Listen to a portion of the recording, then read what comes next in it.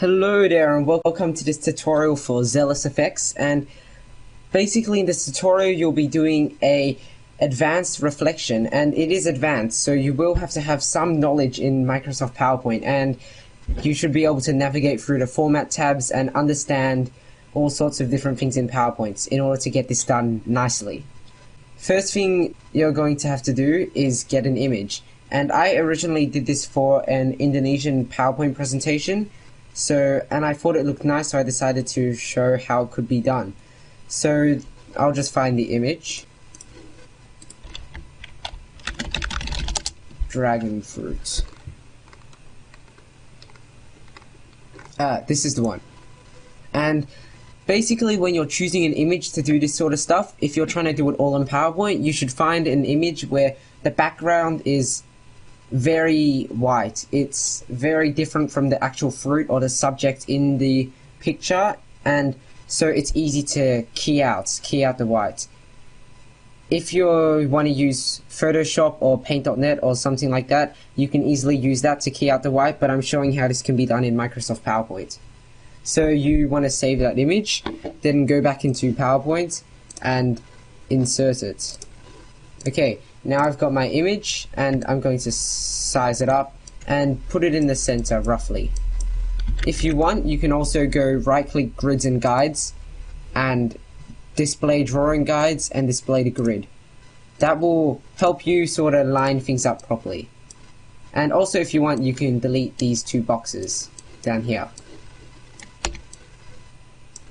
Now from here, you have to remove the background, and to actually see what's going on behind it, you want to change the background. So I'm just going to change it to black, and there you can see that there is white around this dragon fruit.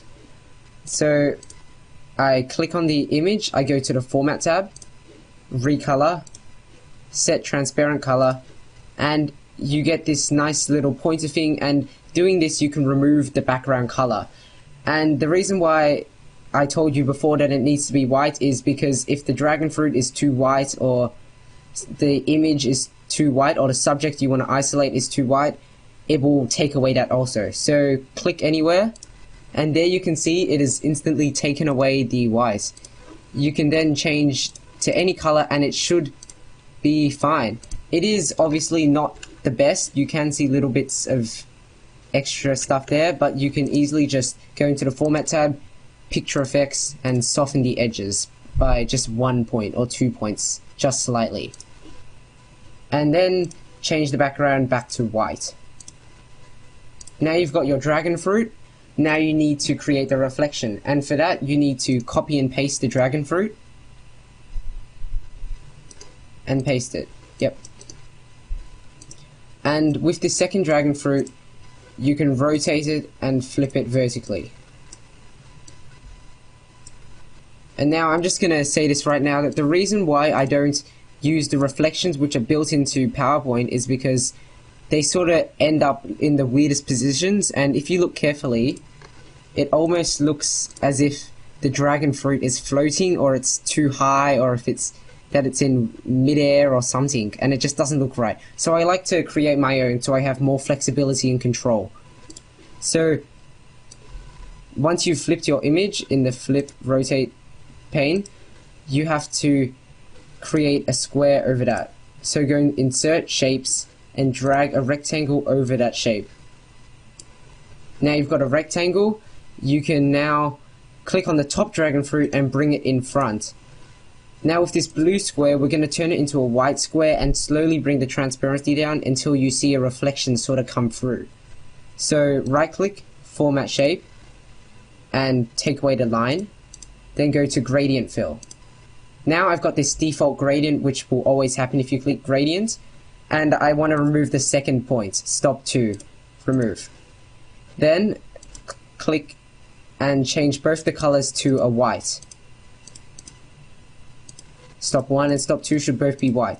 And now if I click on stop 1 and bring the transparency up, you can see that a dragon fruit reflection is slowly coming in through. And I like to put this at about 50%. Now you can fine tune it, you can fix it up the way you want, you can move the top one down, do whatever to make it look more realistic. Now that looks about right. I'm going to quickly do a shadow. So insert a shape and insert a circle, an oval. Now drag over the area of the dragon fruit and copy it twice. So you have 2 dragon fruits, shadows. Now select both of them, shift and format the objects and turn it both to black. Then remove the line and you've sort of set it up. You're halfway there. Now you have to go formats and shape effects and use the soft edges, but this time instead of 1 or 2, you make it 50 until it gets a really soft feel to it. Then you can scale it down and format objects and bring the transparency down. Then as you slowly bring the transparency upwards, you can slowly see that the shadow is slowly appearing. And then you can pick the top dragon fruit and bring it to the front. There you can see that there's a shadow, and then you can move the shadow around, change the shape of it until it looks realistic, until it looks proper. And that's pretty good. That's pretty much it for this tutorial. Thank you for watching. A project file or example of this presentation can be found in the description below.